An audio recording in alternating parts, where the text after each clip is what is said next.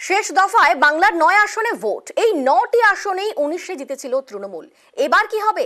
বিজেপির সামনে কঠিন পরীক্ষা। ঠিক তার আগে সুচরালেন নরেন্দ্র মোদী। দাবি করলেন বিজেপি এবার বাংলাতেই সবচেয়ে বড় সাফল্য পাবে।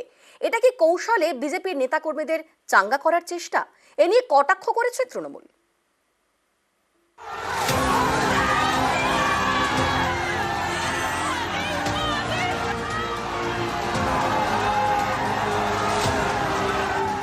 इस बार पूरे हिंदुस्तान में द बेस्ट परफॉर्मिंग स्टेट कोई होगा तो पश्चिम बंगाल होने वाला है। भारतीय जनता पार्टी को सर्वाधिक सफलता पश्चिम बंगाल में मिल रही है।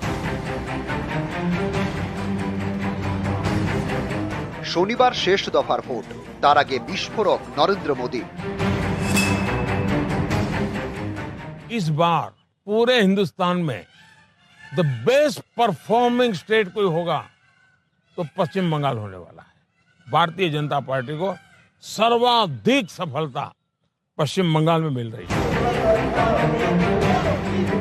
এখানেই শেষ নয়, শেষ দফার ভোটের আগে তৃণমূলকেও নিশানা করেছেন নরেন্দ্র মোদী। बंगाल के चुनाव में टीएमसी पार्टी अस्तित्व की लड़ाई लड़ रही है। আমি বলেছিলাম 2019-এ তৃণমূলের যা সংখ্যা ছিল, আসন সংখ্যা ছিল, একটা হলেও বাড়বে, মানে 22 ছিল। খুব খারাপ হলে পৃথিবীর রসাতলে গেলে 23 হবে।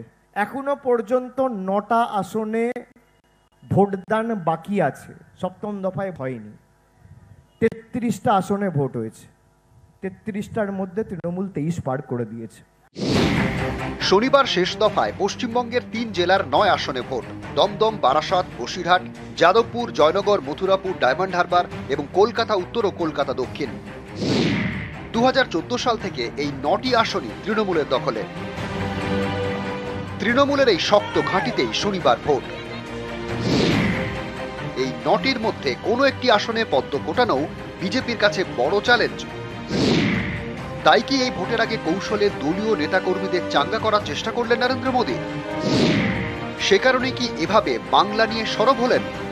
इस बार पूरे हिंदुस्तान में द बेस्ट परफॉर्मिंग स्टेट कोई होगा तो पश्चिम बंगाल होने वाला है।